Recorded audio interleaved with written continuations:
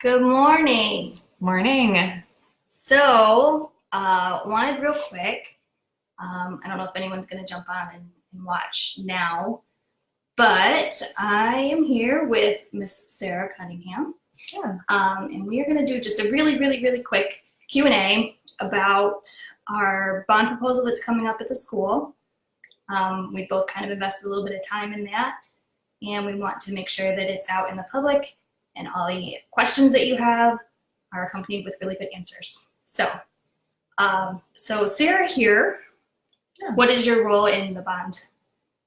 So I'm co-leading the group called Friends of Onsted. That's parents and grandparents and community members who just want to invest in the future of our community. And I have 2 kids, so that's one of my main reasons for caring so much. They are in 4th grade and kindergarten here at Onsted, so we'll be walking these hallways and crossing the crosswalk for many years to come. And we will join you. Yes. As most of you know, we have 4 kids 11 ourselves. kids. Yeah. I know, like a million. We lose track with them.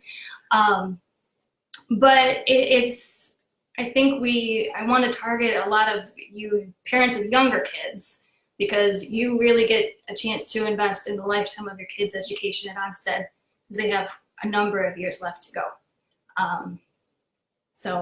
Yeah, and I see some people coming on. Hi, Annette. Hi, Amy. Good morning. This is one of the things I love about a small town, though, is, you see names pop up and you know the people, and that Annette works for the township, or the crossing guard, Mrs. Tuttle, had a surgery yesterday, and we're all praying for her. And it's such a small community that those people are, it's not just us looking out for our kids, it's other parents, and it's other grandparents at the T-ball games or walking the hallways at school that are kind of watching out for them.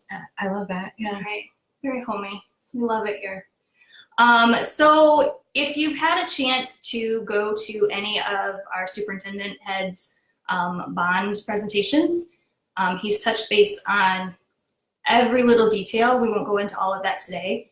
But I did want to ask you, what are some of the things that you, Sarah, are like super excited about if this bond should pass? Yeah, there's quite a few things. And when I think about the whole list, I just think, even if my husband and I were like picking the whole list together and looking at the budget, I'm sure even he and I would disagree on like every line item, like, should that be there? I don't like that, but I love that. And he might not like that. Right. But the things that stand out the most to me are things that have to do with security. I think we all know that there was, a social media threat to Onsted earlier in the year, and lots of other schools are experiencing various levels of threat, real and, fake, throughout the year. And I just love, as a mom, thinking that some of the things on this list, like putting more cameras in the hallways, putting a camera on every bus, reframing some of the entranceways, like so that it's more secure for strangers who are coming, that they have to go through the office during the day. Like, I just like the idea that my kids have those extra precautions in place, even though I see this as like a safe and friendly community, and I don't expect that to happen. You never know. If that day comes, I'd like to know that we did what we could. Ahead of time. Absolutely. And so another thing that I'm excited about, and I think like every mom is excited about, every dad is excited about, is who brings kids to the elementary, is the elementary school parking lot / pond lake system. Dirt hole. It's mud pit. Like, you guys know, in the winter there's no lines, right? So there's, people can sometimes park all the way to the end, so then you're driving in and you can't even get back out. And you're like getting out into up to your knees, ankle mud. So I think seems like it's something small. I mean, you say, oh, why do we need the budget for that? It's not cheap. Well, when I think about, so the amount for this school bond is that each family would pay is far less than the previous one. Significantly. So like, if you own $100,000 house, I think it's like around $15 increase for this. When I think about that, I would pay $15 just to pay that parking lot. Absolutely. Like, just because, not because we need it, like, we're for sure, like, these are first world problems, but because it's convenient when you're getting little kids out into the snow and into the mud, that $15 is worth it just for that for me. Absolutely. Yeah, I'm on board with that one. What about you? My big is also security. Having small kids that are living in a world that's different from the world that we grew up in. Every precaution is invaluable to me. It's just, you can't put a price tag on that for me. That's a big one. And just keeping up the standards, the high standards that we put in our school. You know, you think, so I'll tell you right now, I went to the middle school. I'm just gonna go this way. And you actually went to the middle school growing up too. Oh, I went there. Yeah. I started school here at Just Onsted like 3 years ago. in 1990 is when I started. So I went here, my husband went here, my father-in-law and my mother-in-law went here. So it's like full circle back around. Yeah. But I'm telling you, these are the lockers that I used. They're original, right? They're vintage at the moment. And I went and talked with Principal Ellison and spoke to her about her concerns about her portion of the bond that would help update the middle school, which I'm telling you guys, it needs some work. I think she works the best with what she has. Yeah, for sure. But she deserves a little bit better. Yeah, we were talking earlier, like she has 4 kids, I have 2. Like even in our own house, you think about you buy new furniture and you hope it will last forever, but like that's unrealistic. Like 2, 4 kids, they're just gonna beat it up over time. Eventually you have to get a new couch or a new refrigerator. You don't want to pay for it, but you have to. And the money's gotta come from somewhere. And like think about the school, like 1,200 kids coming through there using the same stuff every year since you and before you. For decades. Yeah. It gets beat up, guys. And I think in a perfect world, our regular budget would cover everything. Yeah. But it doesn't. We have some fantastic teachers that still need to get paid their salary. So that comes out of the budget. All these curriculum. Yeah. School supplies. So I know you think, oh, it's going to cost me more money to do this.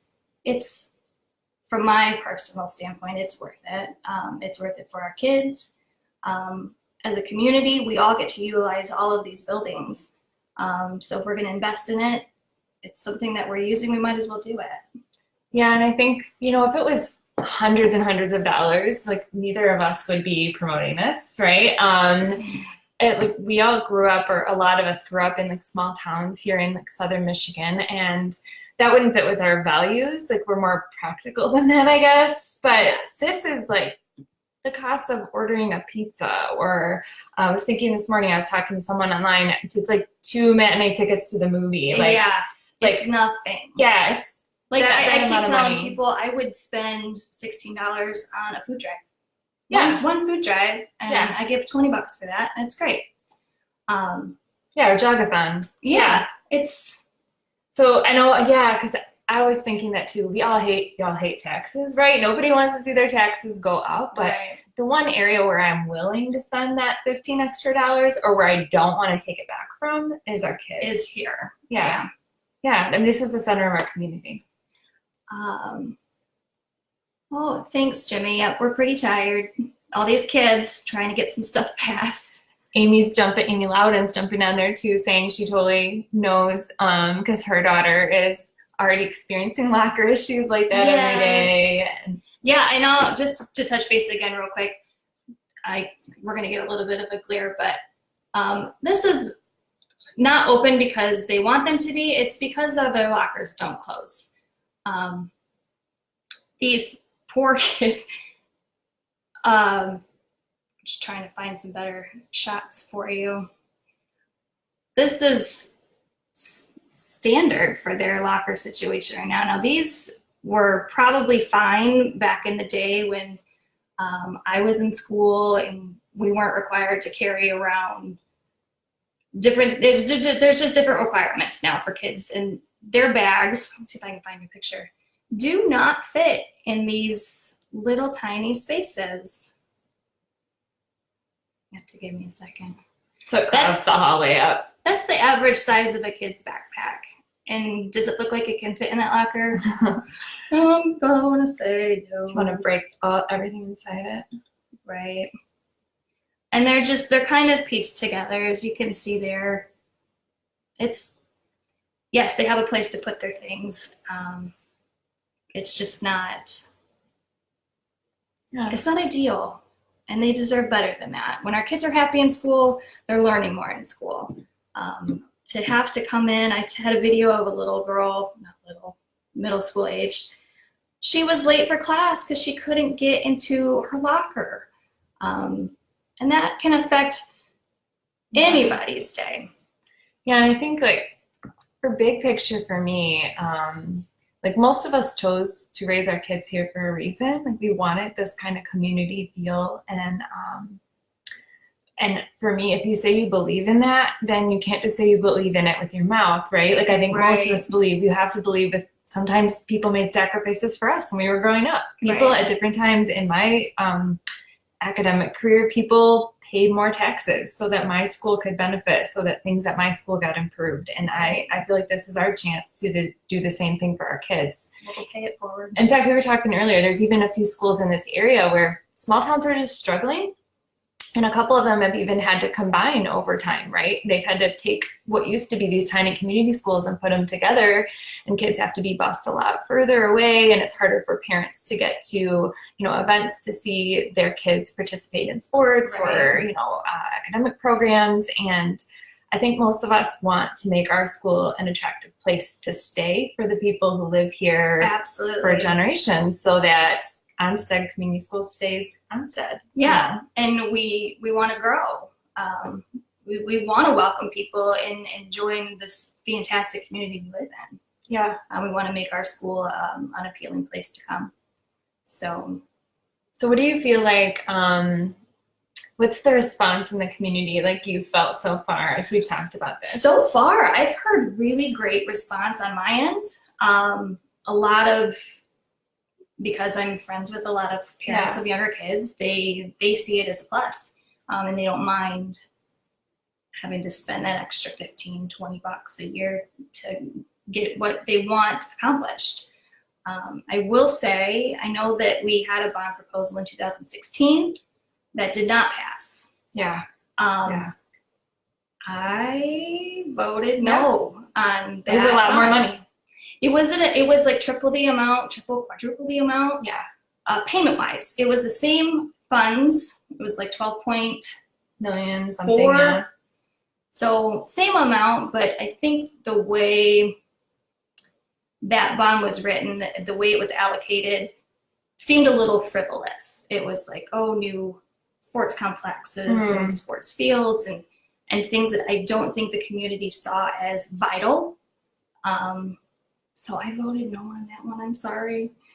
But I will say the school really stepped up. Yeah.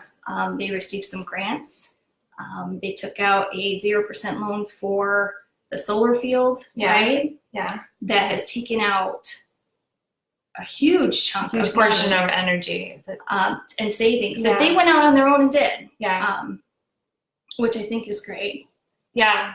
And one of the reasons this bond is so much lower is because some of that debt has rolled off now because we've paid it off because the school's being responsible. And another reason that things are improving and the amount is going down is because property values are going up, which is a great sign for all of us. And investing in schools is like investing in property values, because it's one of the things that people care about most when they're moving to a district or they're choosing whether to stay in a district. Yeah. So, but I'm on board with this one. I got to sit down at the presentations and figure out what areas they're most concerned with that maybe need a little bit more attention than the others. And it falls right in line with me as a parent, what I would like to see change and be bettered by just a little bit of work. So and that is funny because it mirrors a lot of what I've heard is I feel like I've been really grateful and impressed by the spectrum of people who are supporting this bond, because I know it's hard. I know especially maybe for people who are retiring or are living on fixed incomes, it's hard every year to feel like people are, maybe you're nickel and dimed by taxes and fees and things like that. But for the most part, even people I expected who might challenge this have said, no, this is such a small amount of money. Like my grandkids go to that school that I've been able to talk to people, like, I'd go to breakfast at Sugar Creek or like Harold's Place and talk to people there who are like twice my age or could be my grandparents. Who are like, we're behind this one. We're ready to go. Like, this one's going to pass. So I think the tricky thing about this though is that we might all think like, oh yeah, of course it's going to pass. Like we all care about our kids. We all walk through the hallways and say good morning to each other every morning.